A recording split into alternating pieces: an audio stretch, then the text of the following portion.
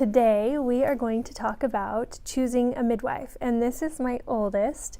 Where were you born? I was born in Alaska, and I had 2 midwives, and my dad was there, my mama was there, and Morpha was there too. Morpha was there, and I was born in a birth center. As my daughter said, she was born in Alaska, and she was at a birth center. She was born in a birth center, and we had 2 midwives. Actually, I think towards the end there was a third one that came as well, but I was attended by 2 midwives, and it was an amazing process. And so today's video, I want to talk about midwives and just give a little bit of information about what midwives are all about, and then the different types of midwives.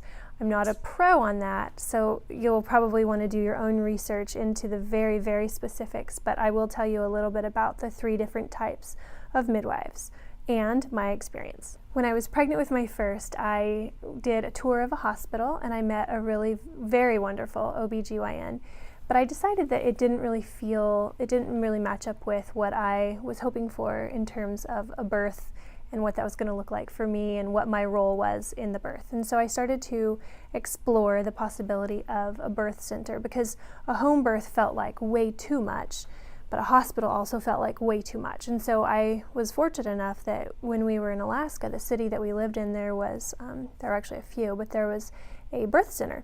And one of my really close friends had her son at a birth center. And so I said, tell me all about it.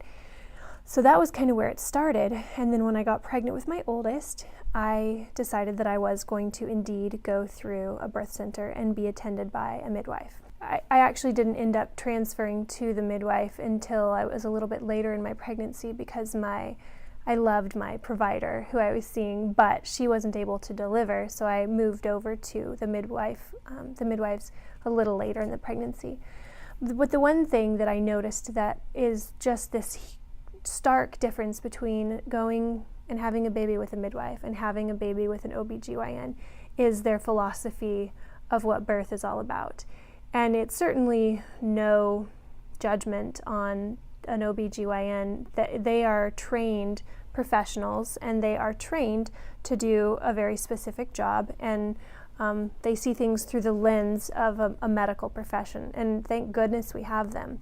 Midwives, on the other hand, are typically, from what I've experienced, the midwives that I've met and my own personal experience with the midwives, they're definitely a more hands-off approach to, they are there to assist you over here. We're here if you need us, but they're there to lightly assist as you do something that your body was created to do by itself.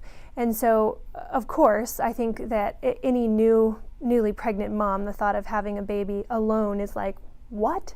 No, I won't know what to do. Amazingly enough, your body does typically know what to do. It's nice to have the midwives there, because they can kind of help calm you and reassure you, and here's where you're at in the process, and you're doing a really good job, so on and so forth. But they're pretty hands-off. The midwives, when I went in, I checked in, and I was probably, my contractions were a few minutes apart, 5 minutes apart, and they said, we're here if you need us. We'll check on you, occasionally, but we're going to be in the background. And I knew that. We had already talked about it. And so I was in this beautiful room, and it looked like a room in a house, and I paced, and I walked, and I labored, and they would check in occasionally, but my husband and the doula were the ones that were kind of there.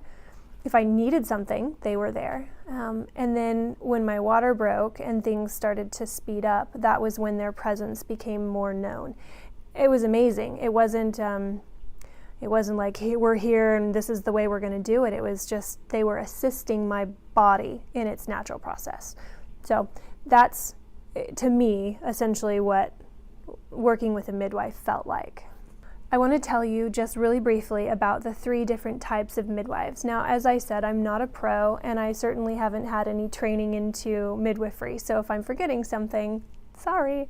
This is where it's important to do your own research. And the other thing that's important to note is, state by state, there's different laws and different requirements for midwives. So in Alaska, they might allow direct entry midwives, whereas in California, I don't actually know, but they might say, no, you have to have this certification. So I'm not sure. This is where it's important that if having a midwife sounds interesting to you, it would behoove you to look and see what your state allows and what the requirements are for each various type of midwife.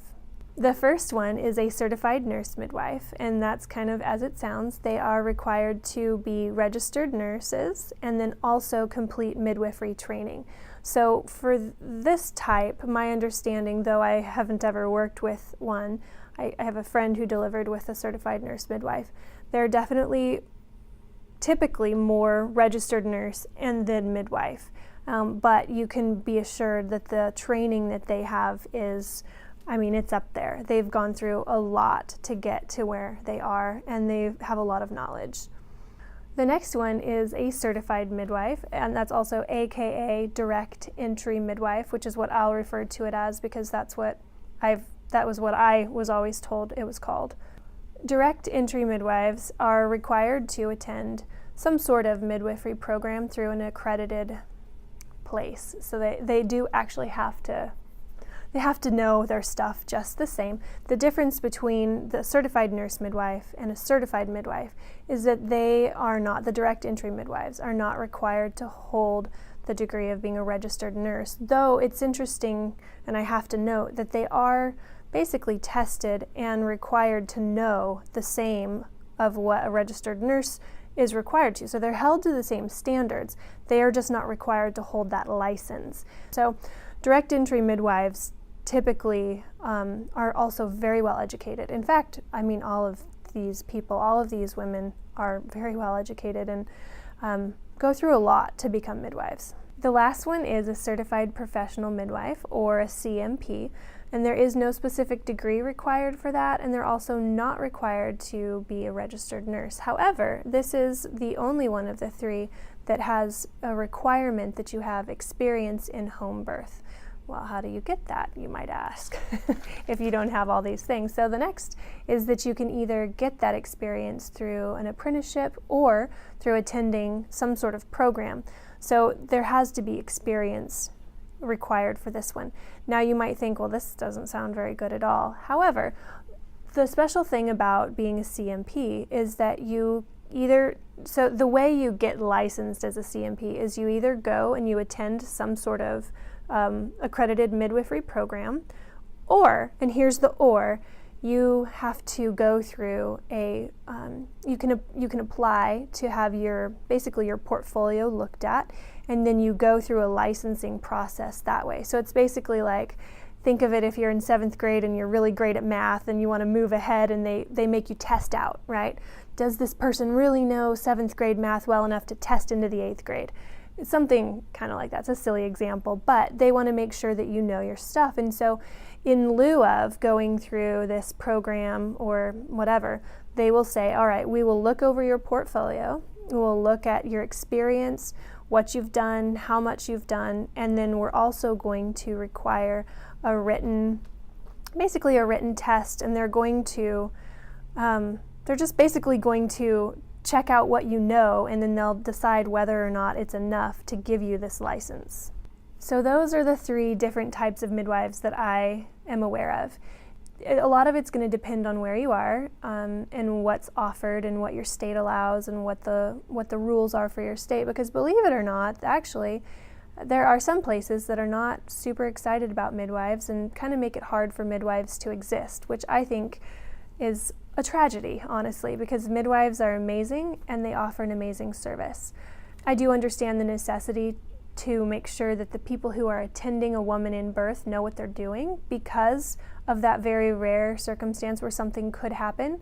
Anyone attending a birth should, in the capacity of a midwife or a doctor, needs to have training because what if?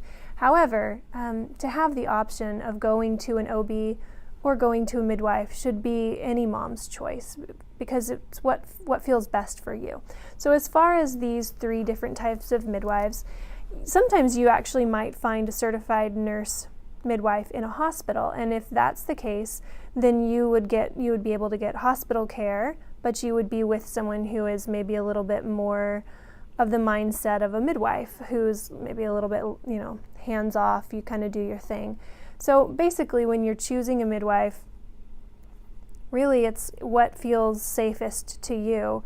Because honestly, for me, I would probably be comfortable with any of these three helping me with my baby. In fact, I would probably move more towards, for myself, a direct entry or a CMP, just because I feel like philosophies would probably meld a little better. But that's just me. So best wishes as you hunt for the type of midwife that will work best for you and for your delivery. That's it, guys. If you liked the video, give it a thumbs up. I would also like to invite you to be a subscriber. That way you can join the KT Files family and come alongside with us as we kind of process through life together. And we also have a Facebook page. If you haven't checked us out there, I'd love to have you join us. And that's it. Hope you guys are doing great. Oh, we drop videos every Wednesday. So if you're a subscriber, you'll hear about it. So hopefully we'll see you next Wednesday. Hope you guys are all doing really well. Thanks for watching. Bye.